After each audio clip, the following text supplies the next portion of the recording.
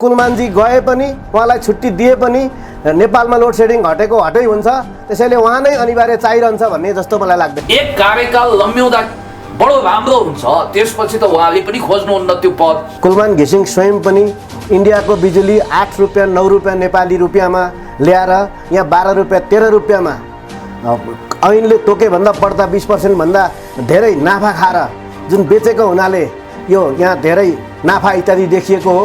र भारतले नेपालको भलो चिताउँछ, नेपाललाई झिलिमिली पारिदिन्छ, अथवा नेपालीहरू अँध्यारोको समुद्रमा गर्तभित्र सुरुङभित्र उनीहरू छटपटाए भनेर निशाचर भयो भनेर भारतले हामीमाथि असीम निगाह गरेर नेपालको लोड सेडिङ अन्त्य गराएको हो। भन्दा पनि यदि भारत क्लाइन्ट स्टेटको रूपमा यदि भारत एउटा व्यापारी राज्यको रूपमा नेपाललाई क्लाइन्ट स्टेटको रूपमा बुझेर उसको बिजुली नेपालमा बेचेको हो भने ऊ एउटा व्यापारी हो। व्यापारीको धर्म हुन्छ नाफा कमाउनु। कुलमान घिसिङ नभए पनि यो सब काम हुन्थ्यो र नेपालमा खास गरी लोड सेडिङ अन्त्य हुनुपर्ने चाहिँ भारतका प्रधानमन्त्री मोदीको पटक पटक नेपाल भ्रमण भयो। त्यहाँका राष्ट्रपति तत्कालीन राष्ट्रपति प्रणब मुखर्जीको काठमाडौँ भ्रमण हुँदा अहिले उहाँ बिरामी कोमामा हुनुहुन्छ, उहाँको सुस्वास्थ्यको प्रार्थना गरौँ। उहाँ काठमाडौँ आउँदा यहाँ माउन्टेन फाइट इत्यादि गर्दा नेपालमा बिजुली नबलेको देख्दा के नेपालमा चाहिँ साँझ बत्ती बाल्नुपर्छ भन्ने बुद्धि छैन यहाँका मान्छेको भन्दा बिजुली नभएर साँझ बत्ती नबालेको हो। नभए थानको मुर्को गरेर पनि बत्ती त बाल्थे, आरती त गाउँथे भनेपछि हिन्दू राज्य बिजुली हामी दिन्छौँ, हामीले पुजेको मानेको ठाउँ हो भनेर भारतबाट 600 मेगावाटभन्दा बढी बिजुली आए पछाडि यो लोड सेडिङ मुक्त भएको हो।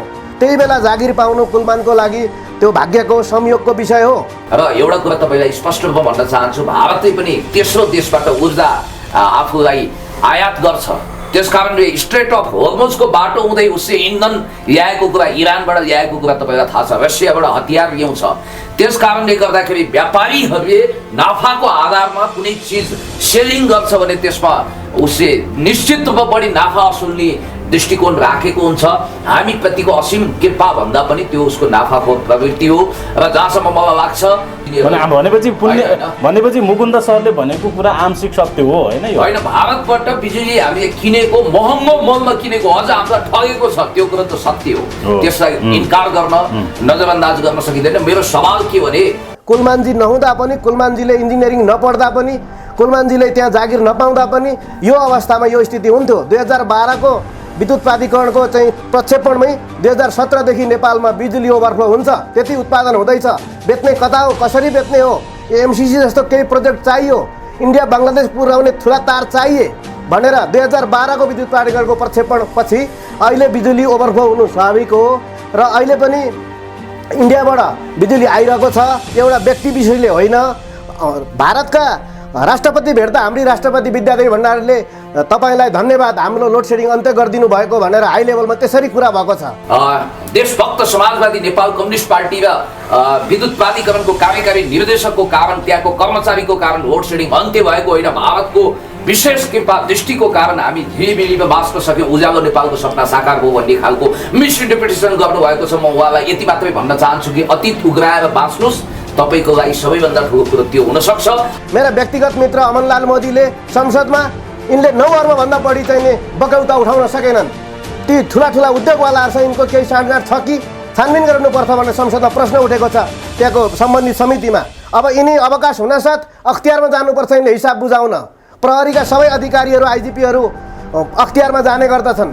त्यसकारणले गर्दाखेरि त्यो कुरालाई खण्डन गर्दै यदि म दोषी ठहरेँ भने म टोली खेलमा झुन्डिन तयार छु भनेर कुलमानजीले भावुक मुद्रामा हाउभाउ कटाक्षी पनि त्यस्तै देखिने गरी भनिसकेपछि नेपाली जनता ढुक्क भए। अब म यति कुरा तपाईँलाई भन्न चाहन्छु कि खडेरीमा बर्सात भने जस्तो कुलमानजीले गरेका कामहरू स्तुत्य छन्, प्रशंसनीय छन्, राम्रा छन्। उहाँले गरेको कामलाई मुक्त कण्ठले तारिफ गर्दै उहाँको कार्यकाल लम्ब्याउँ। कुलमानजी 2016 मा आउनु भएपछि त्यहाँबाट यता सुरु भएका कुनै पनि प्रोजेक्ट एउटा पेल्ट्रिक सेट पनि सिस्टममा जोडिएको छैन। ती सबै पुराना प्रोजेक्ट हुन्। अर्जुन कार्कीका, मुकेश काफ्लेका, पुराना जलस्रोत मन्त्रीहरूका योगदानले भएका बिजुली मात्रै बजार आइपुगेका छन्। र 2016 देखि एउटा केही काम गरेको छैन। उनले दाइजोबाट ल्याएर नेपालमा बिजुली घटाएको होइन, उनको वीरता होइन विद्युत प्राधिकरण। र इन्डियाबाट बिजुली पनि आएको छ यहाँ साँझ बत्ती बाल्नलाई, इन्डियाबाट लोकतन्त्र पनि आएको छ, हामीले जो बोलिरहेका छौँ। इन्डियाबाट बनारसबाट धर्म पनि आएको छ र यहाँ तिहारमा कुकुरले माला लगाएर हिँड्छन्। उहाँको पालामा 15,000 मेगावाट बिजुली उत्पादन भएर नेसनल ग्रिडमा जोडिएको छ होला। त्यसमा अर्जुन कार्कीजीहरू अथवा मुकेश काफ्लेजीको हिस्सेदारी कति होला अथवा उहाँहरूले गरेको ब्याड कन्ट्रिब्युसन के होला भन्ने विषयमा पनि इन्टरप्रिटेसन होला। यो बेग्लै बहसको विषय बन्ला। त्यसै गरी कमिसनको खेल पहिला 34 अर्ब घाटामा गएको विद्युत प्राधिकरण 9 अर्ब नाफामा कसले लग्यो? कुलमान घिसिङजीको कारण। र कुलमान घिसिङलाई चाहिँ अब यो साधारणतया लोकप्रिय छन्। उनी बिजुली लिन इन्डिया जान्छन्, गुप्त भ्रमणहरू गर्छन् इन्डियामा, त्यहाँ रोइ कराई चाहिँ नि बिजुली ल्याउँछन् अनि फेरि लोकप्रियता लिन चाहिँ मिडियामा धाउने गर्छन्। एउटा चौथो बिहा गर्ने एउटा युट्युबर साथी छ जो पत्रकारको कार्ड नभएर सञ्चारकर्मी के भन्ने गर्छन्। उनको चौथो बिहामा यिनी लोकप्रियता लिन गएका थिए। चौथो बिहामा किन जान बाध्य भयो कि ती साथीले धम्की दिएका हुन सक्छन्। तिम्रा पनि रिपोर्ट बजाउँछु, तिम्रा प्रतिस्पर्धी मुकेश काफ्लेहरूका पनि विवरण दिन्छु, इन्डियाबाट ल्याएको विवरणको आँकडा पनि सार्वजनिक गर्छु भनेर धम्काएर चाहिँ नि उनले चौथो बिहामा यी मान्छेलाई बोलाएका थिए। म तपाईँलाई के भन्न चाहन्छु भने 1000 शब्दले वर्णन गर्न नसकिने कुरो एउटै तस्बिरले व्यक्त गरिदिन सक्छ। तस्बिर आफै बोल्छ, क्रिस्टल क्लियर पिक्चर तपाईँको सामु छ।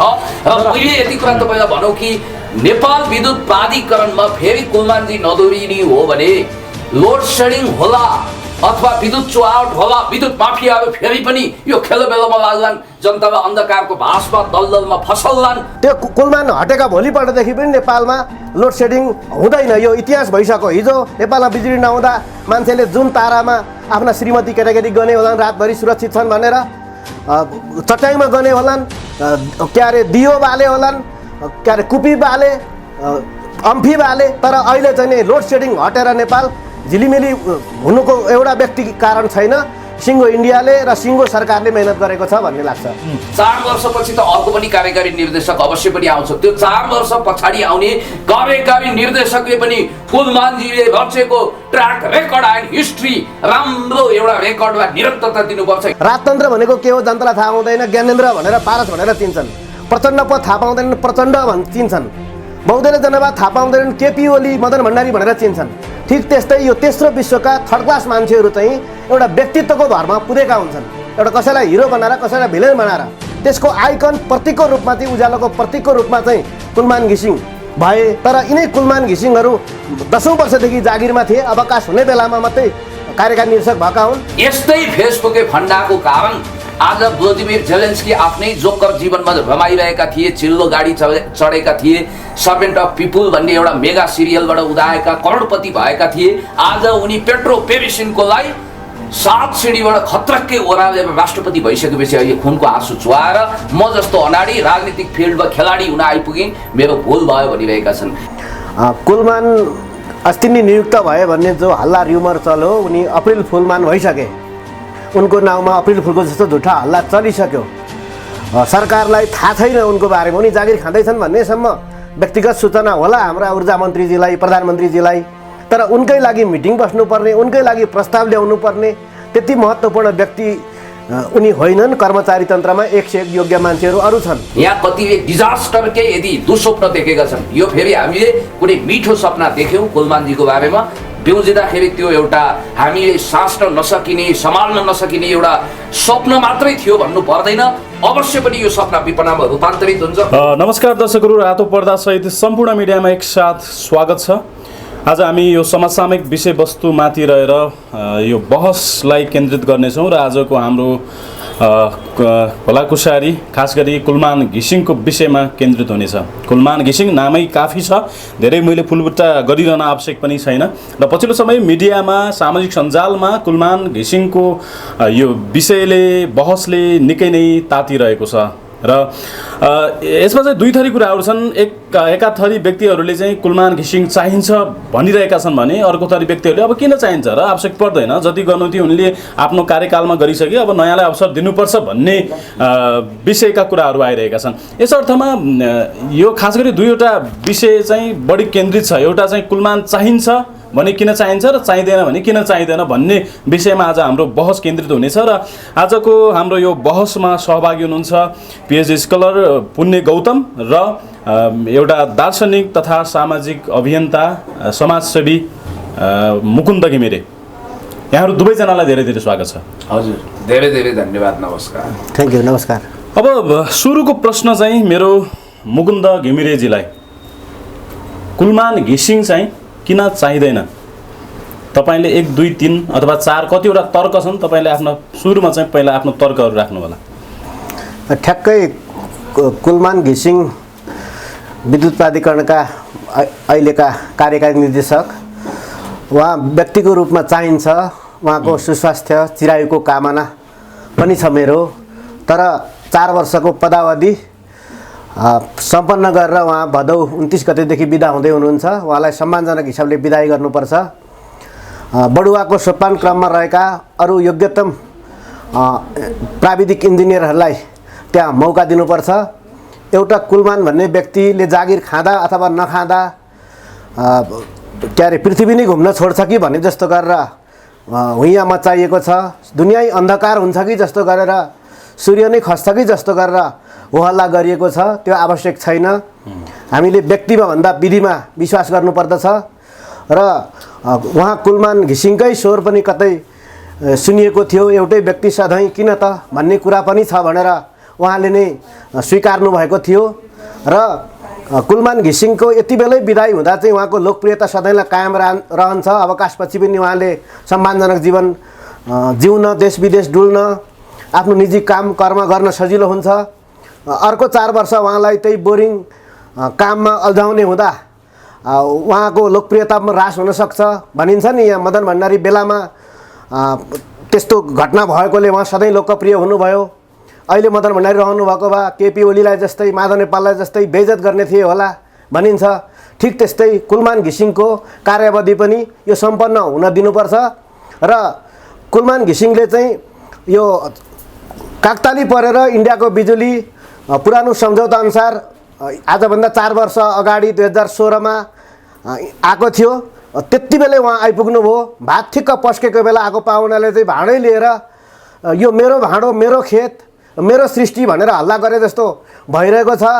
पहिला सञ्चार मन्त्री कृष्णबहादुर महरा हुने बेलामा यहाँ यो सेलफोनहरू, मोबाइल फोनहरू आएको हुनाले यो महराका फोन भनिन्थ्यो। पछि महरालाई अरू नै केही व्यक्तिगत काण्डमा डामिएपछि त्यो हल्ला कम भएको छ। त्यो संयोगले मात्रै त्यति बेला नेपालमा सेलफोन वितरण हुन थाले र टावर भत्काउँदै हिँड्ने माओवादीकै महरालाई श्रेय आएको थियो। र अहिलेको यो कार्यकारी निर्देशक कुलमान घिसिङले चाहिँ सरकारलाई पनि सहयोग गर्नुभयो जस्तो लाग्दैन। नेपालको बिजुली उत्पादन गरेर भारतमा बङ्गलादेशमा बेच्नलाई एक्सटेन्सन लाइन अन्तर्राष्ट्रिय स्तरको बनाउन पर्ने, त्यसको लागि एमसिसी प्रोजेक्ट आजको आजै हुनपर्ने। हिजो सामान्य स्वरमा उहाँले नै भन्नुभएको कि एमसिसीसम्म त हुनुपर्छ भनेर। तर पछि चाहिँ नै उहाँले दुनियाँलाई घानमा हालेर आफू परबाट रमित हेर्नुभयो। एमसिसी प्रोजेक्टको बचाउ गर्नुपर्ने थियो। प्रधानमन्त्रीलाई यसबाट धेरै गाली आएको छ। सरकारलाई सहयोग नगरेको, यो सरकारसँग अहिलेका कार्यकारी निर्देशकको ग्रह नमिलेको हुनाले उहाँलाई सामान्य हिसाबले अवकाश हुन दिनुपर्छ। उहाँ हटे पनि यो लोड सेडिङ त हट्यो। अब कुनै कसैले इन्डियाको बिजुली हाई भोल्टेजमा जो आएको छ निभाउन गयो भने उसैलाई करेन्ट लागेर हातगोडा बिग्रिन सक्ने खतरा, कृष्ण ओलीको जस्तो हुने खतरा हुन्छ। त्यसैले कुलमानजी गए पनि, उहाँलाई छुट्टी दिए पनि नेपालमा लोड सेडिङ हटै हुन्छ। त्यसैले उहाँ नै अनिवार्य चाहिरहन्छ भन्ने जस्तो मलाई लाग्दैन। ओके, अब हेर्नुहोस्, अब तपाईँ त खुल्लेआम समर्थनमा उत्रिनु भएको छ होइन कुलमानजीको। उहाँले त अब चाहिँदैन भन्नुभयो त। यो लोकतन्त्र हो। म लोकतन्त्रमा विश्वका एक अमर दार्शनिक भोल्टियरलाई सम्झना गर्न चाहन्छु। भोल्टियर भन्थे, म तपाईँको विचारसँग असहमत हुन सक्छु तर तपाईँको विचार अभिव्यक्त गर्ने स्वतन्त्रताको लागि अन्तिमसम्म लडिरहन्छु भनेर भन्नुभएको थियो। मुकुन्दजीको आफ्नो खालको तर्क छ, मेरो आफ्नो खालको तर्क होला। हामी बौद्धिक ढङ्गले, एकाडेमिक ढङ्गले, शालीनतापूर्वक आफ्ना विचारहरू राख्न स्वतन्त्र छौँ। सामान्य सहज ढङ्गले वास्तवमा भन्ने हो भने कुलमानजीको ग्रेसफुल एक्जिट, कुनै पनि कर्मचारीको सम्मानजनक बहिर्गमन होस् र त्यही पेसामा, त्यही काममा फेरि रेटोरिक तरिकाले 4-5 वर्ष दोहोरिँदा बोरिङ होला, इरिटेसन होला, नतिजा उच्च स्तरीय सोचे अनुकूल नहोला, त्यही गीत पटक पटक गाउँदाखेरि मोनोटोनस हुन सक्छ भनेर वास्तवमा यो जो सोचाइ राखिएको छ। सामान्य अवस्थामा यी कुराहरू ठिक होला। तर हामी विशिष्ट स्थितिमा छौँ, विशिष्ट घडीमा छौँ। विद्युत प्राधिकरणको आजसम्मको इतिहासले के बताएको छ भने कुलमानजी बाहेक अपवाद स्वरूप विद्युतका प्रमुख हाकिम भएका मान्छेहरू धन्दा सेट निस्किए, गल्लावाल भए, कमिसन खोर भए, विद्युत माफियासँग उनीहरूले एकदमै मितेरी साइनो गाँसे, नेपाललाई बर्बाद बनाए, लोड सेडिङ गरे। फेरि पनि त्यो कालो इतिहासको चक्रव्यूह यहाँ जोडिन सक्छ, दोहोरिन सक्छ भनेर मान्छेहरू सन्तुष्ट छन्। र कुलमानजीको पनि एउटा सदिक्षा के भने, हुन त उहाँको त्यो महानता हो कि मै सधैँ रहनुपर्छ भन्ने जरुरी छैन भन्नुभएको छ। र हामीले पनि भनेको के भने, आकाशमा चन्द्र सूर्य रहेसम्म नश्वर शरीर त रहँदैन, यो नाथे चोला त पञ्चभौतिक देह त कता कता विलीन भएर जान्छ भने मान्छेको जुनी छोटो छ। एक कार्यकाल लम्ब्याउँदा बडो राम्रो हुन्छ, त्यसपछि त उहाँले पनि खोज्नुहुन्न त्यो पद भनेर विगतका केही नजिरहरू पनि रहेछन्। त्यो नजिरको आधारमा पुनः उहाँलाई 4 वर्षको निम्ति यो भदौ 29 गते पछि सम्माननीय प्रधानमन्त्रीज्यूले, यो देशभक्त समाजवादी सरकारले उहाँको कार्यकाल दोहोऱ्याएर उहाँले भनेअनुसार केही थाती रहेका ड्रिम प्रोजेक्टहरूलाई सम्पन्न गर्ने, मास्टर प्लानलाई सम्पन्न गर्ने मौका दिउँ भन्ने हाम्रो कुरा हो। कुलमान घिसिङजी राइट म्यान इन राइट प्लेसको सिद्धान्त अनुसार फेरि नियुक्त हुनुपर्छ भन्ने मेरो जिकिर हो। तर उहाँ हुनु भएन, मानौ 99.9% हुनुहुन्छ भन्ने मेरो विश्वास हो। मेरो कामना त 100% हुनैपर्छ, कुलमानजी नै हुनुपर्छ एकचोटिको लागि भन्ने हो। हुनु नै भएन भने पनि आकाशै खस्दैन, धरती नै फाट्दैन, 10 रेक्टर स्केलको भूकम्प आउँदैन, सुनामी आउँदैन, तुफान आउँदैन।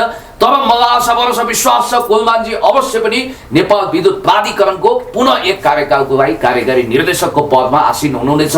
घुम्ने मेचपाती अन्धो मान्छे भएर ढसमस्स कुनै धन्दा सेट, कुनै जगर सेट बस्नेवाला छैन। अब सुनिहाल्नुभयो होइन, पुण्य सरको तथ्यहरू त सुन्नुभयो तपाईँले, पुलुक पुलुक हेरिरहनु पनि भएको थियो। के भन्नुहुन्छ त यसमा चाहिँ? पुण्यजीले जति तथ्यहरू पेश गर्नुभयो नि, यस कारण चाहिँ कुलमान चाहिन्छ, यो कारणले गर्दाखेरि यति देशलाई चाहिँ यति ढुकुटी बढाउनमा चाहिँ कुलमानले होइन मेहनत गरे, उनले चाहिँ देशलाई ठुलो योगदान दिएका छन्, अरबौँ राजस्व उठेको छ भन्ने कुराहरू, विद्युत चुहारदेखि सबै कुराहरू उहाँले तथ्यहरू राखिसक्नुभयो। केही ठाउँ छ कतै तपाईँले बोल्ने? सिस्टमले, विधिले, पद्धतिले गरेको कामलाई एउटा व्यक्ति विशेषको पोल्टामा हाल्ने व्यक्तिवाद हावी भएको छ। व्यक्तिका फ्यानहरू लाखौँका सङ्ख्यामा छन्। सिङ्गो कर्मचारी तन्त्रलाई विश्वास नगरेर एउटा कुलमान घिसिङ र एउटा प्रेम सञ्जेललाई पत्याउँदा आफ्नै स्टाफले प्रेम सञ्जेललाई चप्पल हानेका दिन मान्छे बिउजिन बाध्य हुन्छन्। कुलमान घिसिङ स्वयं पनि इन्डियाको बिजुली 8 रुपियाँ 9 रुपियाँ नेपाली रुपियाँमा ल्याएर यहाँ 12 रुपियाँ 13 रुपियाँमा ऐनले तोकेभन्दा बढ्दा 20% भन्दा धेरै नाफा खाएर जुन बेचेको हुनाले यो यहाँ धेरै नाफा इत्यादि देखिएको हो। र खास गरी यो रेडियो सुनेको पैसा लाग्दैन, रेडियो सेट किनेर ब्याट्री चार्ज गरिदिएपछि रेडियो नेपालले केही इन्जिनियर पाल्या हुन्छ, रेडियो सुनिन्छ। घाम तापेको पैसा लाग्दैन, हामी सास स्वच्छ फेरिरहेका छौँ, पैसा लाग्दैन। यो बिजुली बालेको टेलिफोन सुनेको पनि पैसा लाग्नुपर्ने कुरा होइन। जडान खर्च बाहेक अरू पैसा निरन्तर तिर्नुपर्ने होइन, केही अपरेसन कस्ट बाहेक। तर नेपालमा र दुनियाँमै पनि यसरी पैसा लिने गरिन्छ र त्यो बजारलाई दोहन गरेर यहाँ नाफा देखाउने गरिन्छ। त्यो एक खालको चाहिँ नि लुटपाट हो। र कुलमान घिसिङ नभए पनि यो सब काम हुन्थ्यो। र नेपालमा खास गरी लोड सेडिङ अन्त्य हुनुपर्ने चाहिँ भारतका प्रधानमन्त्री मोदीको पटक पटक नेपाल भ्रमण भयो। त्यहाँका राष्ट्रपति, तत्कालीन राष्ट्रपति प्रणब मुखर्जीको काठमाडौँ भ्रमण हुँदा अहिले उहाँ के अरे बिरामी कोमामा हुनुहुन्छ, उहाँको सुस्वास्थ्यको प्रार्थना गरौँ। उहाँ काठमाडौँ आउँदा यहाँ माउन्टेन फाइट इत्यादि गर्दा नेपालमा बिजुली नबलेको देख्दा के नेपालमा चाहिँ साँझ बत्ती बाल्नुपर्छ भन्ने बुद्धि छैन यहाँका मान्छेको? भन्दा बिजुली नभएर साँझ बत्ती नबालेको हो, नभए थानको मुर्को गरेर पनि बत्ती त बाल्थे, आरती त गाउँथे भनेपछि हिन्दू राज्यमा बिजुली हामी दिन्छौँ, हामीले पुजेको मानेको ठाउँ हो भनेर भारतबाट 600 मेगावाटभन्दा बढी बिजुली आए पछाडि यो लोड सेडिङ मुक्त भएको हो। त्यही बेला जागिर पाउनु कुलमानको लागि त्यो भाग्यको संयोगको विषय हो। र एउटा व्यक्ति विशेषले यो लोड सेडिङ हटाएको गरेको केही होइन, यो एउटा व्यक्तिले नाफा गरेको केही होइन। कुलमानजी नहुँदा पनि, कुलमानजीले इन्जिनियरिङ नपढ्दा पनि, कुलमानजीले त्यहाँ जागिर नपाउँदा पनि यो अवस्थामा यो स्थिति हुन्थ्यो। 2012 को विद्युत प्राधिकरणको चाहिँ प्रक्षेपणमै 2017 देखि नेपालमा बिजुली ओभरफ्लो हुन्छ, त्यति उत्पादन हुँदैछ। बेच्ने कता हो, कसरी बेच्ने हो? एमसिसी जस्तो केही प्रोजेक्ट चाहियो, इन्डिया बङ्गलादेश पुर्याउने ठुला तार चाहिए भनेर 2012 को विद्युत प्राधिकरणको प्रक्षेपण पछि अहिले बिजुली ओभरफ्लो हुनु स्वाभाविक हो। र अहिले पनि इन्डियाबाट बिजुली आइरहेको छ, एउटा व्यक्ति विशेषले होइन।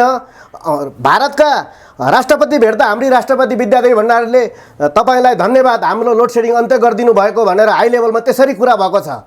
पूर्व भारतका लागि नेपालका राजदूत काङ्ग्रेसका नेता पनि हुनुहुन्थ्यो दीप कुमार उपाध्यायले इन्डियाले गर्दा बिजुली हटेको हो। यहाँ कुनै माओवादीका मन्त्री जनार्दन शर्मा र कुनै चाहिने इन्जिनियर टेक्निसियन यसो स्विच अन अफ गर्न राखिएका कुलमान घिसिङहरूले होइन।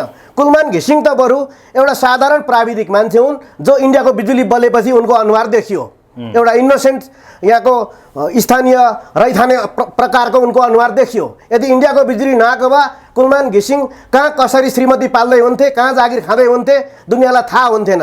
इन्डियाको बिजुलीमा यिनी चम्केका हुन् र सिङ्गो सिस्टमले सरकारले गरेको काममा यिनी मन्त्रीले जस्तो बढिरहेका हुन्छन्, युट्युबरसँग इन्टरभ्यू दिइरहेका हुन्छन्, फिल्डमा गएर नुवाकोटमा स्थानीयसँग झडप गरिरहेका हुन्छन्, बेकारमा थुनिदिन्छु भनिदिन्छन्। प्रहरीले प्रशासनले सिडिओले गर्नुपर्ने काम पब्लिकलाई धम्काउन उनलाई अधिकार कहाँ छ? मेरा व्यक्तिगत मित्र अमनलाल मोदीले संसदमा यिनले 9 अर्बभन्दा बढी चाहिने बगौता उठाउन सकेनन्। ती ठुला उद्योगवालाहरूसँग यिनको केही साँठगाँठ छ कि छानबिन गर्नुपर्छ भनेर संसदमा प्रश्न उठेको छ त्यहाँको सम्बन्धित समितिमा। अब यिनी अवकाश हुनसाथ अख्तियारमा जानुपर्छ यिनले हिसाब बुझाउन। प्रहरीका सबै अधिकारीहरू आइजिपीहरू अख्तियारमा जाने गर्दछन्। अब अहिलेका भर्खरै रिटायर भएका आइजिपी खनाल चाहिँ एमालेसँगको व्यापक मित्रताले गर्दा अख्तियारमा बयान दिन जानु परेको छैन। नभए हरेक पूर्व अधिकारीहरूले संवैधानिक आयोगमा जवाफदेहिता सिर्जना गर्नुपर्छ। र राजनीतिकमा हेर्दाखेरि हामी जस्तो व्यक्तित्वहरूले एउटा कर्मचारी खरदार भन्नुहुन्थ्यो प्रधानमन्त्री ओलीले, पूर्व न्यायाधीश खिलराज रेग्मीको सरकारलाई खरदारको सरकार भन्नुहुन्थ्यो। पोलिटिकल हाइटबाट हेर्दा जागिर खाने मान्छेलाई खरदार मानिन्छ, टेक्निसियन मानिन्छ। हामीले त्यसरी साधारण व्यक्तित्वको बारेमा छलफल गर्नु नहुने। उहाँ एउटा सोभियु सभापति बराबर पनि होइन, उहाँ एउटा स्थानीय वडाध्यक्ष बराबर पनि होइन। राजनीतिमा कसले कसलाई नियुक्त गर्छ त्यो मन्त्रीहरूको अधिकारको कुरा हो। मैले कसलाई बिहा गर्छु भोटिङ गरेर हुन्छ, मत जितेर हुन्छ, मन जित्नुपर्छ। मलाई त्यही केटी चाहिन्छ भनेर कसैले आग्रह गरेर बारम्बार त्यही मान्छेलाई जागिरमा थन्काइराख्न हुने जस्तो मलाई लाग्दैन। बाँकी कुरो उहाँबाट आउँछ। भनेपछि सुनिहाल्नुभयो होइन? अब कुलमान घिसिङको त कुनै पनि भूमिकै रहन्छ त लोड सेडिङ भारतले गर्दै रहेछ त, उहाँले त्यही भन्नुहुन्छ। अब मैले तपाईँ प्रश्नकर्ता मित्रलाई के भन्छु भने 12 वर्ष रामायण पढा सीता कसको जोई भनेर कसैले सोद्धाखेरि हनुमानजीको भनेर एउटा बुरुक्क उफ्रिन्थ्यो अरे। प्रश्नकर्ता मित्रसँग म त्यस खालको जवाफको अपेक्षा गर्दिनँ। जहाँसम्म लाग्छ विद्वान प्रश्नकर्ता मित्र, म तपाईँलाई के भन्न चाहन्छु भने तर्कहरू गर्न मजाले पाइन्छ। उहाँको तर्कको आफ्नो खालको एउटा लेभल होला, मैले आफ्नो खालको एउटा लेभल प्रकट गरौँला। सुन्नीहरूले त्यसलाई जजमेन्ट गर्ने हो। इतिहासको इजलासमा हामी दुवैको तर्क उभिएको छ। तर हामी प्रजातान्त्रिक स्वभावका छौँ, लोकतन्त्रमा बाँचेका छौँ, हामी दुवै पोलिटिकल एनिमल हौँ। त्यस कारणले गर्दाखेरि राजनीतिक प्राणीको हैसियतले राजनीतिक आँखाबाट एङ्गलबाट इन्टरप्रिटेसन गर्नुपर्छ भन्ने पक्षमा म छु। जहाँसम्म मलाई लाग्छ भारत सरकारको असीम अनुकम्पाको कारण हाम्रो लोड सेडिङ अन्त्य भयो भन्नु अतिशयोक्ति र अतिरञ्जित कुरा हो जस्तो मलाई लाग्छ। किनभने खिर्राको बोटमा जाइफल फल्दैन र भारतले नेपालको भलो चिताउँछ, नेपाललाई झिलिमिली पारिदिन्छ, अथवा नेपालीहरू अँध्यारोको समुद्रमा गर्तभित्र सुरुङभित्र उनीहरू छटपटाए भनेर निशाचर भयो भनेर भारतले हामीमाथि असीम निगाह गरेर नेपालको लोड सेडिङ अन्त्य गराएको हो। भन्दा पनि यदि भारत क्लाइन्ट स्टेटको रूपमा यदि भारत एउटा व्यापारी राज्यको रूपमा नेपाललाई क्लाइन्ट स्टेटको रूपमा बुझेर उसको बिजुली नेपालमा बेचेको हो भने ऊ एउटा व्यापारी हो। व्यापारीको धर्म हुन्छ नाफा कमाउनु। तर पुण्य गौतमले आज यो भनिदिनु पर्यो कि भारतबाट अहिलेसम्म कति विद्युत आयात भइरहेको छ अहिले नेपालमा? के साँच्चीकै कुलमान घिसिङले नेपालमै जति पनि हाइड्रो पावरहरू छन् अथवा जति नेपालमै उत्पादन भएको विद्युतले नै यो लोड सेडिङ हटाउन सम्भव भएको हो, अथवा अहिले पनि भारतबाट विद्युत आयात भइरहेको छ र यो लोड सेडिङ अन्त्य भयो? होइन, हामी चाहिँ के छ भने हामी सेतो सुन व्हाइट गोल्ड रूपी पानीको अथाह जल भण्डार लिएर पनि लोड सेडिङको अँध्यारोमा बाँच्न अभिशप्त भएका हाम्रा विगतका शासक वर्गहरूको नालायकीको कारण अहिलेसम्म अँध्यारोमा एउटा जुनकुरी बल्यो भने पनि बर्टोल्ट ब्रेख्टको कविता जस्तो आहा क्या राम्रो अखण्ड दीप भन्नुपर्ने विडम्बनामा बाँचेका मानिस। र एउटा कुरा तपाईँलाई स्पष्ट रूपमा भन्न चाहन्छु, भारतले पनि तेस्रो देशबाट ऊर्जा आफूलाई आयात गर्छ। त्यसकारणले स्ट्रेट अफ हर्मुजको बाटो हुँदै उसले इन्धन ल्याएको कुरा, इरानबाट ल्याएको कुरा तपाईँलाई थाहा छ, रसियाबाट हतियार ल्याउँछ। त्यसकारणले गर्दाखेरि व्यापारीहरूले नाफाको आधारमा कुनै चिज सेलिङ गर्छ भने त्यसमा उसले निश्चित रूपमा बढी नाफा असुल्ने दृष्टिकोण राखेको हुन्छ हामीप्रतिको असीम कृपा भन्दा पनि त्यो उसको नाफाखोर प्रवृत्ति हो र जहाँसम्म मलाई लाग्छ कि नेपालको खोलाहरूमा 83,000 मेगावाटको क्षमता छ भनेर रत्न संसार श्रेष्ठले उहिले प्रतिवेदन दिनुभयो अहिलेका जलस्रोतविदहरूले त्यो होइन 1.5 लाख मेगावाटको क्षमता नेपालको खोलाले बोकेको छ भनेर सम्भावना व्यक्त गर्नुभएको छ त्यसकारण आशा भरोसा विश्वास गरौँ सुयोग्य प्रशासकले सुयोग्य नतिजा दिन्छ हो दीप कुमार उपाध्यायजीको विषयमा उहाँले कुराकानी गर्नुभयो उहाँ एउटा फर्मर अम्बासडर हुनुहुन्छ नेपालको तर्फबाट इन्डियाको लागि राजनीतिमा असफल हुनुभयो नेपाली काङ्ग्रेसको राजनीतिमा असफल भइसकेपछि विगतमा पञ्चायत पनि चारेर भ्याएको पञ्चायत पनि उग्राइसकेको र नेपाली काङ्ग्रेसको राजनीतिमा पनि शेरबहादुर जतिको कद्दावर नेता हुन नसकिसकेपछि इतिहास चाहिँ लामै छ उहाँ राजदूततर्फ सोझिनुभयो र उहाँले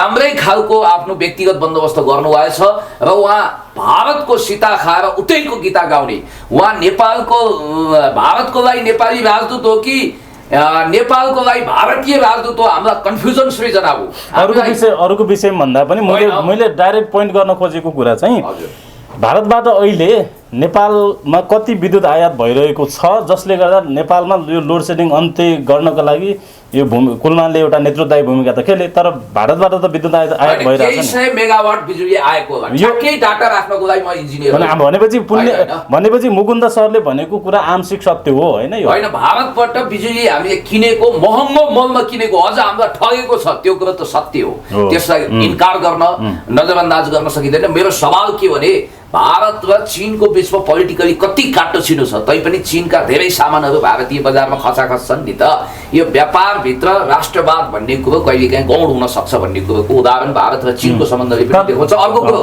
मलाई अलिकति ओभरल्याप नगर्नु होला तपाईँले कुरा कम्प्लिट गर्न दिनु होला दीप कुमार उपाध्यायजीले जसरी देशभक्त समाजवादी नेपाल कम्युनिस्ट पार्टी र विद्युत प्राधिकरणको कार्यकारी निर्देशकको कारण त्यहाँको कर्मचारीको कारण लोड सेडिङ अन्त्य भएको होइन भारतको विशेष कृपा दृष्टिको कारण हामी झिलिमिलीमा बाँच्न सक्यौँ उज्यालो नेपालको सपना साकार भयो भन्ने खालको मिसइन्टरप्रिटेसन गर्नुभएको छ म उहाँलाई यति मात्रै भन्न चाहन्छु कि अतीत उग्राएर बाँच्नुहोस् तपाईँको लागि सबैभन्दा ठुलो कुरो त्यो हुनसक्छ अर्को कुरो मेनेन्द्र रिजालदेखि हाम्रो अरू सांसदहरूले पोहोर साल कुलमान घिसिङज्यूले व्यापक घोटाला गर्नुभयो भारतसँग सेटिङ गर्नुभयो करोडौं अरबौंको कमिसनको खेल चलाउनु भयो त्यति मात्रै होइन अहिले भूत बङ्गला जस्तो ठुलो बिल्डिङ त छ कर्पोरेट हाउस भएका छन् तर मिडिया हाउसको रूपमा ठ्याक्कै जनताको बिचमा त्यति जान नसकेको एउटा धन्दा सेट टाइपको मिडियाले कुलमानजीले भारतबाट बल्ब खरिद गर्दा करोडौंको खेल खेल्नुभयो भनेर त्यसरी स्याल हुइया मचाएको पनि हामीले बुझ्यौँ त्यस कारणले गर्दाखेरि त्यो कुरालाई खण्डन गर्दै यदि म दोषी ठहरेँ भने म टोली खेलमा झुन्डिन तयार छु भनेर कुलमानजीले भावुक मुद्रामा हाउभाउ कटाक्षी पनि त्यस्तै देखिने गरी भनिसकेपछि नेपाली जनता ढुक्क भए र म यति कुरा तपाईँलाई भन्न चाहन्छु कि खडेरीमा बर्सात भने जस्तो कुलमानजीले गरेका कामहरू स्तुत्य छन् प्रशंसनीय छन् राम्रा छन् उहाँले गरेको कामलाई मुक्त कण्ठले तारिफ गर्दै उहाँको कार्यकाल लम्ब्याउँ 4 वर्षको लागि उहाँलाई काम गर्ने ढुक्कले मौका दिउँ उहाँका सपनाहरू साकार हुन् उहाँका सपना नेपाली जनताको विपनासँग रूपान्तरित गरौँ भनेपछि जस्तो मुकुन्द सरलाई चाहिँ म क्वेसन गर्न चाहन्छु कि अहिले धेरैजनाले अब कुलमान सरको कार्यकाल एक हिसाबले सफल हुँदैछ सफल भयो पनि अब भदौ 29 गते उहाँ पदावधि सकिँदैछ अब उहाँलाई प्रधानमन्त्री पनि बनाउनु पर्छ भन्छन् हैन के छ तपाईँको किनभने तपाईँ त बेला बेलामा निर्वाचन क्षेत्रबाट आफ्नो उम्मेदवारीको पनि घोषणा गर्नुहुन्छ भलै पछि त्यो फिर्ता लिनुहुन्छ आफ्नो ठाउँमा छ हैन के छ उहाँको प्रधानमन्त्री बन्ने सम्भावना चाहिँ के छ आजको दिनमा चाहिँ एउटा दार्शनिक मुकुन्दले चाहिँ भन्नु पर्यो त्यो कुरा छोटा मोटा हाम्रो आकारको हाम्रो औकातको फिलोसोफीमा चासो राख्ने मान्छे हुँ राजनीति निकै फरक कुरा हो उहाँ जागिरदार मान्छे हो तलबको लागि काम गर्ने ज्यालादारी मान्छे हो त्यस्ता प्राविधिकले राजनीति गर्दैनन् आफ्नो क्षेत्रमा चाहिने योग साधनामा चाहिने इन्डियाभरि कहलाएका विश्वमा कहलिएका रामदेवले पार्टी खोल्ने हुँदाखेरि जन्तर मन्तर मैदानबाट महिलाहरूको कपडा लाएर फरार हुनु परेको थियो नेपालमै पनि पत्रकारितामा एउटा के अरे औकात स्थापित गरेका दरिद्र मिश्र भन्नेले बीबीसीबाट आएर हाम्रो पोलिटिक्समा रियाल चलाउँदा जमानत जफत हुनु परेको थियो उनका उम्मेदवारहरूले त्यसै अर्काको क्षेत्रमा लाग्नु हुँदैन उनी जागिरमा ठिक थिए त्यहाँ पनि स्वाभाविक अवकाश पाउँदैछन् उहाँलाई कसैले हटाएको पनि होइन तत्काल पक्राउ गरिने पनि होइन, अख्तियारले कारबाही गर्न नेपाल सरकारको तलब भत्ता खानेलाई छानबिन गर्न पाउँछ नै। र अघिल्लो जो कुरा आएको थियो इन्डियाबाट बिजुली पनि त्यहाँबाट आएको छ। नेपालमा 700 मेगावाट जति बर्खामा हिउँदामा 300 मेगावाट मात्रै उत्पादन हुने, हामीलाई चाहिने 1200 मेगावाट, इन्डियाबाट 500 मेगावाट चाहिने बर्खामा पनि ल्याउनु पर्ने र हिउँदामा त 900 मेगावाट जति ल्याउनु पर्ने अहिले पनि अवस्था छ। र कुलमानजी 2016मा आउनु भएपछि त्यहाँबाट यता सुरु भएका कुनै पनि प्रोजेक्ट एउटा पेल्ट्रिक सेट पनि सिस्टममा जोडिएको छैन। ती सबै पुराना प्रोजेक्ट हुन्। अर्जुन कार्कीका, मुकेश काफ्लेका, पुराना जलस्रोत मन्त्रीहरूका योगदानले भएका बिजुली मात्रै बजार आइपुगेका छन्। र 2016 देखि एउटा केही काम गरेको छैन। उनले दाइजोबाट ल्याएर नेपालमा बिजुली घटाएको होइन, उनको वीरता होइन विद्युत प्राधिकरण। र इन्डियाबाट बिजुली पनि आएको छ यहाँ साँझ बत्ती बाल्नलाई, इन्डियाबाट लोकतन्त्र पनि आएको छ। हामीले जो बोलिरहेका छौँ, इन्डियाबाट बनारसबाट धर्म पनि आएको छ र यहाँ तिहारमा कुकुरले माला लगाएर हिँड्छन्।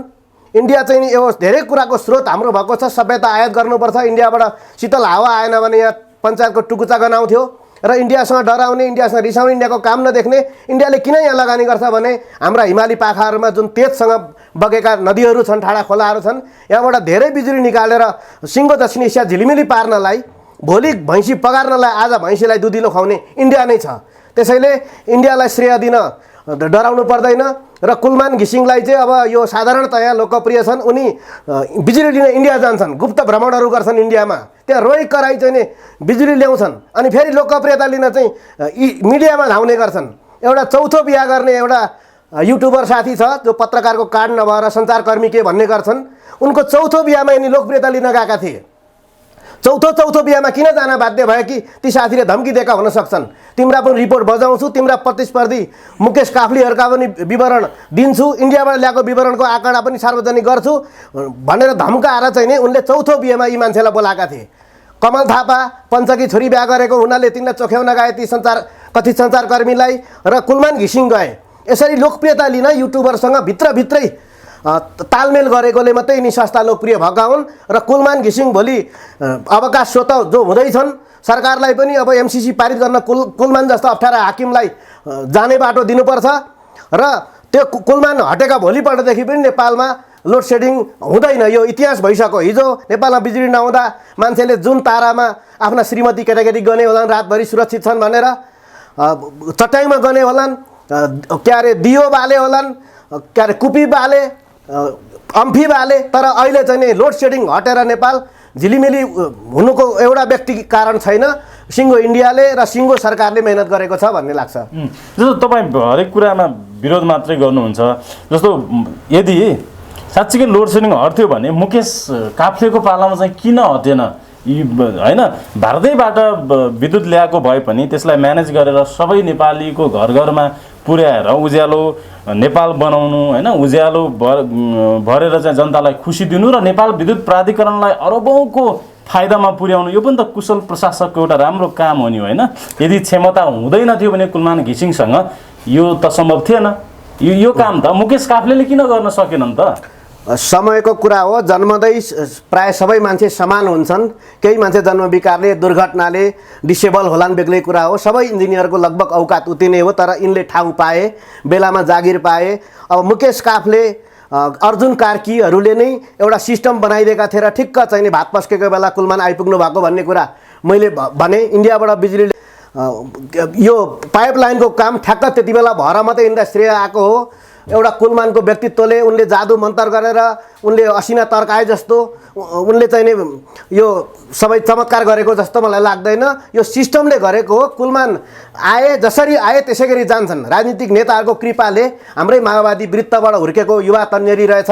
जनमोर्चा आसपासमा यिनका बाउ इत्यादिले रामेछापमा राजनीति गरेका रहेछन्। ठिकै छन् त भनेर जनार्दन शर्माहरूले त्यति बेला प्रचण्डहरूले यिनलाई यो जागिर दिएका।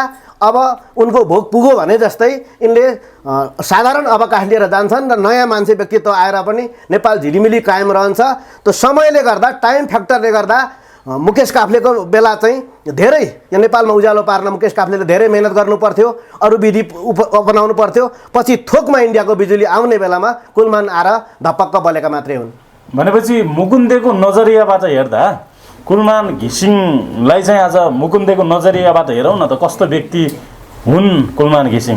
तपाईँका शब्दहरू जाओस् न। एउटा साधारण इन्जिनियर हुन्, औसत क्षमता हो, ठुला बडाको चाहिँ नि प्यारा भएर एउटा देखिने जागिर पाए, संयोगले गर्दा मौकाले गर्दा लोकप्रिय हुने बेलामा उनले त्यहाँ सेल्फी खिचाउन पाए।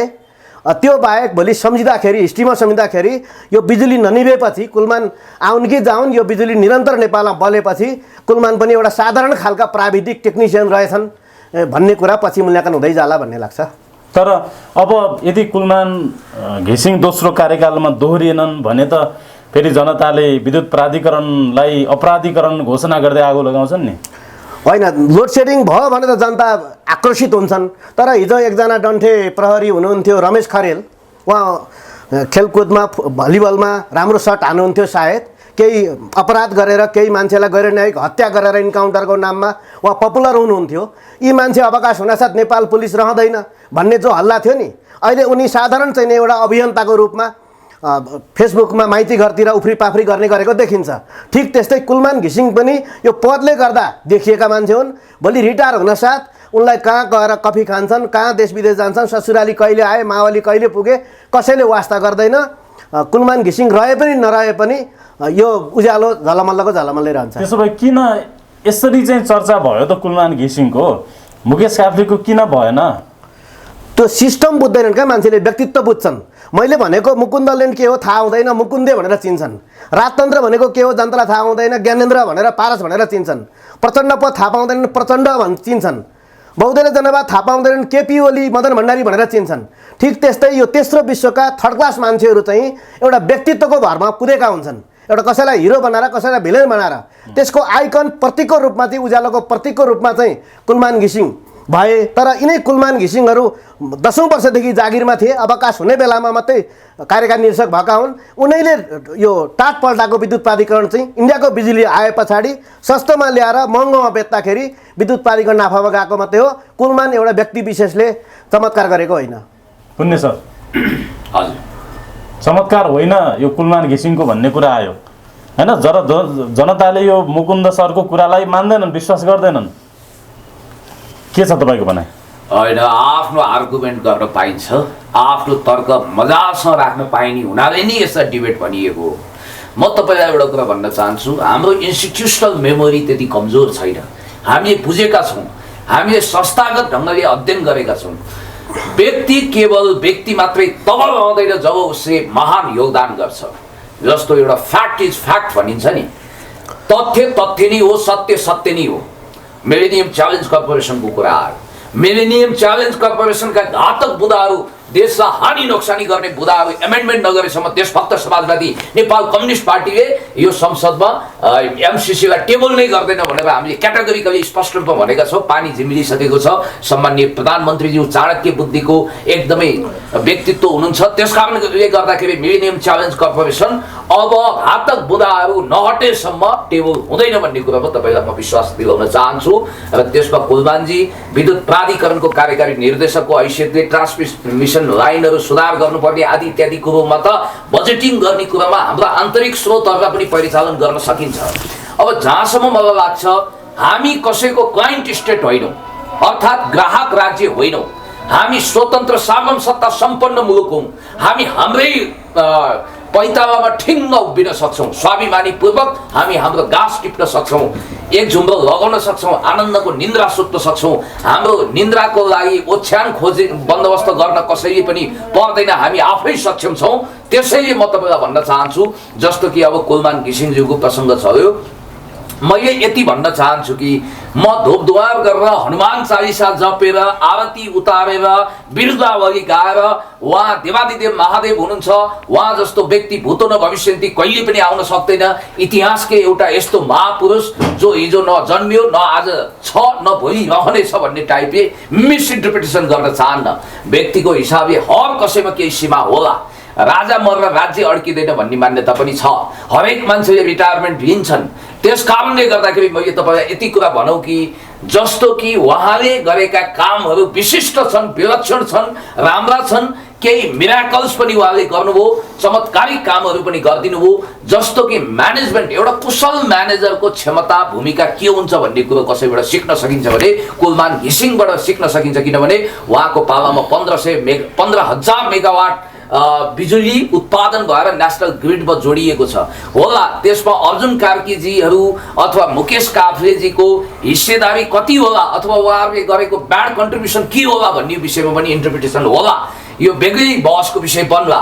त्यसै गरी कमिसनको खेल, पहिला 34 अर्ब घाटामा गएको विद्युत प्राधिकरण 9 अर्ब नाफामा कसले लग्यो? कुलमान घिसिङजीको कारण। फेरि एक्लो कुलमान घिसिङजी नै सेरोफेरो सबै मेरो आकाश पताल धुई पताल सबैतिर मैले गरेको भनेर उहाँले भन्नुभएको छैन। यसमा देशभक्त समाजवादी सरकार, ऊर्जा मन्त्रालय, हामी सबै नेपाली जनताको योगदान छ। चिहीमे जलविद्युत आयोजनामा गरेको उहाँले राम्रो जङ्गी सुधारको कारण उहाँ तेस्रो दर्जाको हाकिम हुँदाहुँदै पनि तत्कालीन ऊर्जा मन्त्री अहिलेको नेकपाको नेता जनार्दन शर्माजीले चिनेर उहाँलाई काम गर्ने अवसर दिनुभयो र उहाँको छनौट, उहाँको रोजाइ बहुत राम्रो थियो।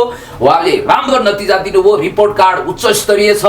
म तपाईलाई के भन्न चाहन्छु भने 1000 शब्दले वर्णन गर्न नसकिने कुरो एउटै तस्बिरले व्यक्त गरिदिन सक्छ। तस्बिर आफै बोल्छ। क्रिस्टल क्लियर पिक्चर तपाईको सामु छ। र मैले यति कुरा तपाईलाई भनौँ कि नेपाल विद्युत प्राधिकरणमा फेरि कुलमानजी नदोरिने हो भने लोड सेडिङ होला अथवा विद्युत चुहावट होला, विद्युत माफियाहरू फेरि पनि यो खेलबेलामा लाग्लान्, जनतालाई अन्धकारको भासमा दलदलमा फसल्लान् भनेर लेमेन जनताहरू मात्रै होइन बुझ्ने जान्नेहरू पनि अहिले आतंकित भएका छन्। तर म आशा भरोसा विश्वास दिलाउन चाहन्छु अब हर कोही 4 वर्षपछि त अर्को पनि कार्यकारी निर्देशक अवश्य पनि आउँछ। त्यो 4 वर्ष पछाडि आउने कार्यकारी निर्देशकले पनि कुलमानजीले रचेको ट्र्याक रेकर्ड एन्ड हिस्ट्री राम्रो एउटा रेकर्डमा निरन्तरता दिनुपर्छ। हिजोको प्रशासनिक यन्त्र भनेको तपाईँलाई थाहा छ, लोसे थियो, अकर्मण्य थियो, घोसे थियो, घुसखोर थियो, घुसको भकारी जस्तो थियो। अनि त्यसपछि भ्रष्टाचार गरेर आकण्ठ डुबेर डकार्दै झुसिलो डकारने खालको थियो। अपवादमा मरुभूमिमा बर्सात टाइपले कुलमानजी टप्किनुभयो। उहाँले धेरै राम्रो काम गर्नुभयो। नेपाली कर्मचारी तन्त्रमा एकाडेमिक हिसाबले हेनरी किसिन्जरले पनि प्रशंसा गरेको सरदार यदुनाथ खनाल हुनुहुन्थ्यो। अनि सरदार भीमबहादुर पाण्डे जोसा भारतीय प्रशासकले पनि आई टु आई कन्ट्याक्ट गरेर आँखामा आँखा जुदाएर डिबेट गर्न सक्दैन थिए। अहिले कुलमानजी हुनुहुन्छ। श्रीकान्त रेग्मी भन्ने त्यस्तै एकदम राम्रो प्रशासक हुनुहुन्थ्यो। डेमोक्रेटिक सोचका व्यक्तित्वहरू पनि हुनुहुन्छ। कुलमानजी पनि लोकतन्त्रमा दीक्षित भएको एउटा कर्मचारी, एउटा उच्च स्तरीय कर्मचारी हुनुहुन्छ। उहाँ लोकप्रियतावादको 7औं आसमानमा पुग्ने उहाँको लक्ष्य छैन। जहाँसम्म एउटा कुरा चाहिँ मलाई जहाँसम्म लाग्छ, आजकल फेसबुकै फन्डा ज्यादै चलेको छ। हो, त्यो कुरामा अहिले एकछिन म पछि आउँला। जस्तो तपाईँले देशभक्त समाजवादी सरकारले चाहिँ यस्तो गर्छ, अब फेरि नियुक्त गर्छ भनिरहँदा तपाईँकै पार्टीका सर्दै अध्यक्ष, तपाईँले सर्दै भनेर सम्बोधन गर्नुहुन्छ केपी शर्मा ओली र तपाईँकै पार्टीका नेता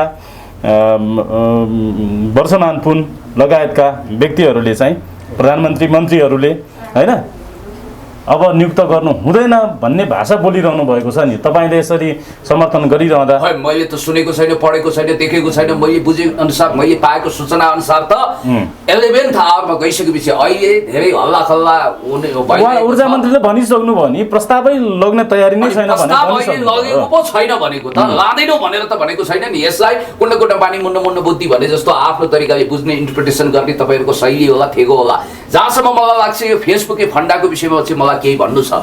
यस्तै फेसबुकै फन्डाको कारण आज भ्लादिमिर जेलेन्स्की आफ्नै जोकर जीवनमा रमाइरहेका थिए, चिल्लो गाडी चढेका थिए, सर्भेन्ट अफ पिपुल भन्ने एउटा मेगा सिरियलबाट उदाएका करोडपति भएका थिए। आज उनी पेट्रो पेरिसिनकोलाई 7 सिँढीबाट खत्रक्कै ओह्रालेर राष्ट्रपति भइसकेपछि अहिले खुनको आँसु चुहाएर म जस्तो अनाडी राजनीतिक फिल्डमा खेलाडी हुन आइपुगेँ, मेरो भुल भयो भनिरहेका छन्। इमरान खानलाई ब्याटिङ र बलिङमा त ठुलो अनुभव थियो, तर राजनीतिक ब्याटिङ र बलिङ गर्न नजान्दाले उनी पनि हराभरा तोरीको फुल देखिरहेका छन्, दिउँसै जुन तारा देखिरहेका छन्। त्यस कारणले गर्दाखेरि मैले तपाईँलाई भने रोनाल्ड रेगन अमेरिकी राष्ट्रपतिको रूपमा आए। रोनाल्ड रेगन 2 वर्षसम्म लय समाउन नसकेर अल्मलिएका थिए, किनभने उनी बलिउड सुपरस्टार थिए। त्यति मात्रै होइन, व्यापारी डोनाल्ड ट्रम्प हरफन मौला स्वभावको रङ्गीन बिन्दास एकदमै तपाईँको एक हिसाबले नवाजी रवाफका डोनाल्ड ट्रम्प अहिले पनि सिआइएले के गर्छ, एफबिआईले के रिपोर्ट दिन्छ बुझ्न सकिरहेका छैनन्। त्यस कारणले गर्दाखेरि यहाँ सामाजिक सञ्जालमा एकदम वाह वाह उठेका, बधाई खाएका ठुला सञ्चारकर्मीहरूको लक्ष्य विजय कुमार बनौँ, ल्यारी किङको आदर्श पछ्यौँ, BBC CNNमा प्रोग्राम चलाउने, जसलाई सञ्चार मन्त्रीको अफर बाराक ओबामाले गर्दा पनि I am not fit for politics भनेर टाटा बाई बाई गरेका थिए पदलाई। हो, त्यो आदर्शलाई पछ्याउन् अनि करण थापर जस्तो बनुन् भनेर हामीले शुभेच्छा गरेका छौँ। कुलमानजीको मैले आशय बुझ्दाखेरि चाहिँ म राजनीतिको लागि जन्मेको होइन, म प्रशासनिक क्षेत्रमा दिग्गज लेजेन्ड हुन चाहन्छु भन्ने उहाँको आशय छ।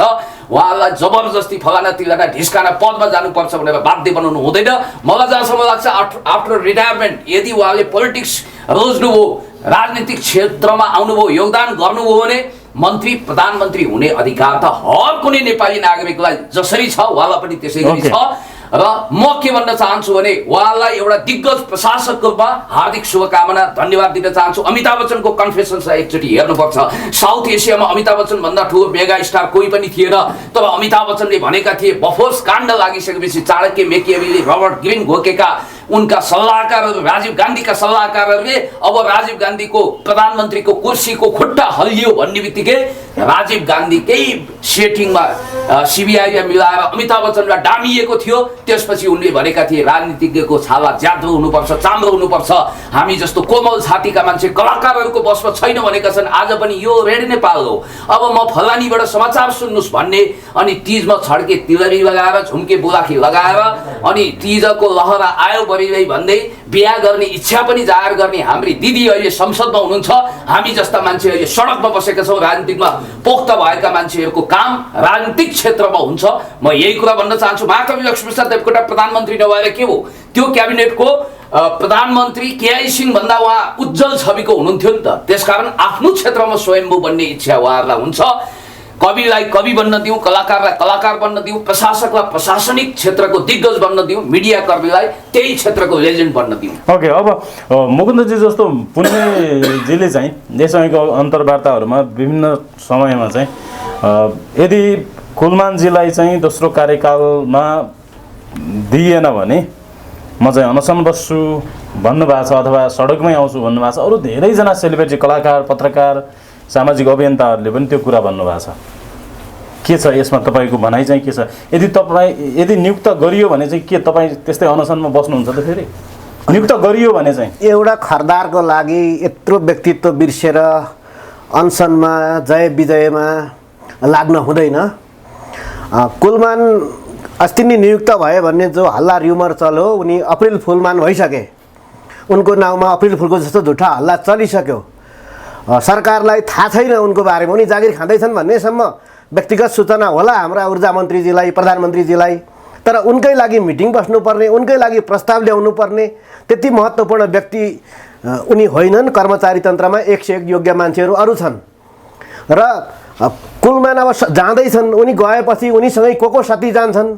उनले गर्दा यहाँ धेरै राष्ट्रिय कार्यसूचीमा प्रभाव परिसकेको छ। संसदबाट अस्ति नै पारित गर्नुपर्ने एमसिसी प्रोजेक्ट जो अप्पर तामाकोशी, अरुण थर्डलाई सतलज कम्पनी ल्याउने इत्यादि विश्वको अर्बौं रुपियाँ नेपाली हिमाली पाखामा हाइड्रो पावर निकाल्न जो आउँदैछ, यदि नेपालको बिजुली बिग्दैन भने, भारत बङ्गलादेश जाँदैन भने यहाँ लगानी किन गर्ने? त्यो लगानी वापस जान सक्छ। दुनियाँ विश्व रिसाउँछ। नेपाल चाहिँ उज्यालो, दुनियाँ उज्यालो पार्नुपर्ने, किन यो अँध्यारो भएर बस्छ भनेर विश्व रिसाउँछ। यिनै कुलमानले एमसिसी प्रोजेक्टको खुलेर बचाउ नगर्दा आफ्नो सस्तो लोकप्रियता जोखिममा पर्ला, त्यो उनको चाहिँ करियरमा महँगो पर्ला भनेर एमसिसीको लागि जागिर खाए पनि पदअनुसारको काम नगर्दा प्रधानमन्त्रीलाई, सरकारलाई गाली परेको हुनाले हौ यिनै कुलमान जस्ता अप्ठ्यारा मान्छेले गर्दा एमसिसी प्रोजेक्ट पारित हुन ढिला भएको छ। हाम्रो अर्बौं चाहिने वैदेशिक लगानी गुम्ने, फिर्ता जाने खतरा भएकोले कुलमानलाई अस्ति नै हटाउनु पर्थ्यो। ढिला भयो। ढिलै भए पनि भदौ 29 गते कुलमान जाँदैछन्, उनले छुट्टी पाउँदैछन्, उनलाई सम्मानजनक बिदाई गर्नुपर्छ। यद्यपि अख्तियारले उनलाई छानबिन गर्न पाउने श्रेष्ठता मिलाउन बाँकी छँदैछ। र कुलमान नहुँदैमा दुनियाँ अन्धकार भइहाल्छ, पृथ्वी नै घुम्न छोड्छ। तर सरकारै ढल्छ भन्छन् नि त यहाँ त, यदि कुलमानलाई नियुक्त गरिएन भने एउटा दरारमा आगो लाग्छ रे। त्यो बेकारको कुरा हो। औकात बिनाका मान्छेहरू चोरी आरोपमा हिरासतमा पुगेकाहरू बाहिर निस्केपछि इन्सपेक्टरलाई पिट्छु भनिरहेका हुन्छन्। तर इन्सपेक्टर देख्यो भने अर्को बाटो भाग्ने हुन् तिनीहरू। ती औकात बिनाका मान्छे सस्तो लोकप्रियताको लागि कता हावा चल्यो त्यतै पत्कर बनेर उडिरहेका छन्। म जस्तै हुरी हुन्न रिबिन थामेर एक्लै उभिने 37 साल जस्तो मान्छे हुँ। मलाई सस्तो लोकप्रियता चाहिँदैन। छुपेको सत्य उजागर गर्ने, एन्टी करेन्ट तर्क गर्ने मेरो पारा छ। र इन्जिनियरिङ पढेको हुनाले मैले एउटा व्यक्तिले गर्दा फुमन्तर गरेर असिना तर्काए जस्तो यो बिजुली बालेको कुलमानले होइन, बिजुली बल्ने बेलामा उनी आइपुगेकाले एउटा हँसिलो तामाङ ट्याक्क देखिएको मात्रै हो भन्ने मलाई लाग्छ। त्यसैले एउटा व्यक्तिको लागि आन्दोलन होला, हिंसा होला, त्योभन्दा ठुलो उपद्रव होला भन्ने कुरा बेकारको मिस्कल बाहेक केही पनि होइन। ओके, अब हामी यो आजको यो डिबेट, यो बहसलाई चाहिँ टुङ्ग्याउँछौँ। अन्तिममा केही तपाईँहरूको केही कुराहरू छन् जो मैले चाहिँ सोध्न छुटाएका केही कुराहरू छन् भने? निबन्धको शानदार अन्त्य भनेको उपसंहारमा हुन्छ। छुटफुटका केही फुटनोटहरू छन्। जस्तो कि एउटा कुरा म तपाईँलाई भन्न चाहन्छु, तपाईँहरूको क्यामेराको मेमोरी ठिकठाक होस्, तपाईँहरू धेरै अदम्य भएर यहाँबाट हिँडिहाल्ने गफु चक्कर हुने मानसिकतामा नबस्नुहोस्। जस्तो एउटा कुरा के छ भने हात्ती आयो खुस्सा, माछा भ्यागुतो, अथवा एक हिसाबले भन्दाखेरि धान भनेको सामा भएछ भन्ने टाइपले अब हामी झुकिनु पर्दैन। कुलमानजीको नियुक्ति मेरो विचारमा अवश्य पनि हुनेछ र उहाँलाई हामी फेरि बधाई दिनको लागि, खादा उडाउनको लागि आतुर भएका छौँ। हामीले व्यक्तिको लागि मरिहत्ते गरेर हामी प्रशंसाको लिङ्गेपिङ वा रोटेपिङमा सोइसोइलो गर्ने पक्षमा पनि छैनौँ। हो, उहाँ व्यक्ति हो, व्यक्ति भइकन पनि उहाँले यति राम्रो योगदान गर्नुभएको छ। कुलमानजी एउटा नेपाल आमाको होनाहर सुनाम धन्य सपुत भएर उहाँले विद्युत क्षेत्रमा जुन ढङ्गको प्रशंसनीय काम गर्नुभयो, हरेक सेक्टरमा, राजनीति, आर्थिक, सामाजिक, सबै जीवनमा, सांस्कृतिक जीवनमा कुलमानहरूको जरुरी छ। हामी पनि त्यही कुलमान बन्नको निम्ति तयार छौँ र कम बोलौँ। बोलिरहने चरा मान्छे, गरिरहने गधा मान्छे, बोल्ने र गर्ने पो मान्छे भने जस्तो कुलमानजी मानवको रूपमा सच्चा दरो खरो रूपमा उपस्थित हुनुभएको छ। म पनि जता काफल पाएको त्यतै चरी नाचो टाइपको होइन। म एक हिसाबले भन्नु पर्दाखेरि जता हावा बहन्छ त्यतै पात लड्किन्छ भने जस्तो व्यक्ति पनि होइन र एउटा हिसाबले भन्नु पर्दाखेरि जता भत्क्यो त्यतै दैलो पनि म देख्दिनँ। र यति कुरो चाहिँ तपाईँलाई साँचो सत्य भन्न चाहन्छु कि यहाँ कतिले डिजास्टरकै यदि दुस्वप्न देखेका छन्। यो फेरि हामीले कुनै मिठो सपना देख्यौँ कुलमानजीको बारेमा, बिउजिँदाखेरि त्यो एउटा हामीले साँच्न नसकिने, सम्हाल्न नसकिने एउटा स्वप्न मात्रै थियो भन्नु पर्दैन। अवश्य पनि यो सपना विपनामा रूपान्तरित हुन्छ। फ्रान्स काफ्काको एउटा निबन्ध छ जसमा चाहिँ एउटा यस्तो पात्र छ जो सुत्ने बेलामा मान्छे हुन्छ र बिउजिने बेलामा किरो हुन्छ। त्यस्तो दुस्वप्न पनि हामी देख्नेवाला छैनौँ। र यति कुरा साँचो हो कि यहाँ कुनै व्यक्ति विशेषको बारेमा हामीले चिन्तन गरेको भन्दा पनि एउटा सुयोग्य सुनाम धन्य नेपाल आमाको देशभक्त प्रशासनिक सपुतले मौका पाउनुपर्छ, काम गर्ने निरन्तरता उसको हुनुपर्छ भनेर हामीले उहाँको विषयमा यसरी भनेका हौँ। हामीले आरती उतारेका होइनौँ र यसो नभएमा आकाशै खस्छ, धरती नै फाट्छ, गृहयुद्ध नै हुन्छ, सिंहदरबार नै आगो लागि हुन्छ भन्ने अतिवादी कुरा गर्ने मान्छे चाहिँ लोकतन्त्र विरोधी पनि हुन सक्छन्। हामीले तिनको कुण्डली मारेका छैनौँ र तिनको विषयमा हामीलाई तीन पुस्ते पल्टाउनु पनि जरुरी छैन। यति कुरा म भन्छु कि कुलमान घिसिङज्यूलाई भदौ 29 गतेपछि पनि नेपाल विद्युत प्राधिकरणको कार्यकारी निर्देशकको रूपमा पुनः 4 वर्षको लागि धन्यवाद बधाई दिनको लागि हामी सक्षम हुनेछौँ।